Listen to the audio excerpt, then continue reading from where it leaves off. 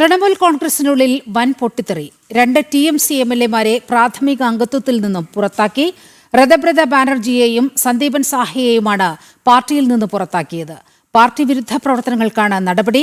അതേസമയം അഭിഷേക് ബാനർജിക്കെതിരായ ആക്രമണ കേസിലെ 5 പ്രതികളെ പോലീസ് അറസ്റ്റ് ചെയ്തു.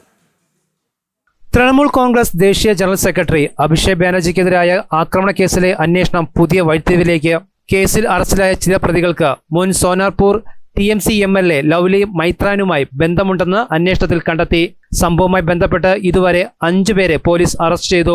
തപാൻ മൈത്തി, ആകാശ് ഗയൻ, കാജൽ ദാസ്, ദബാദീഷ് ദത്ത, നിർമാല്യ സെൻ ഗുപ്ത എന്നിവരാണ് അറസ്റ്റിലായവർ.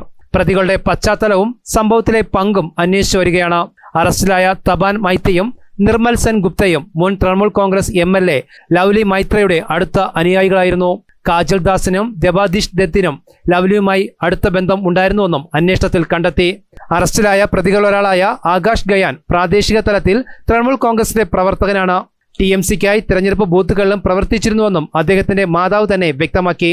ഈ വെളിപ്പെടുത്തലുകൾ പശ്ചിമബംഗാളിലെ രാഷ്ട്രീയ വൃത്തങ്ങളിൽ വലിയ ചർച്ചയ്ക്ക് വഴിവെച്ചിരിക്കുകയാണ്.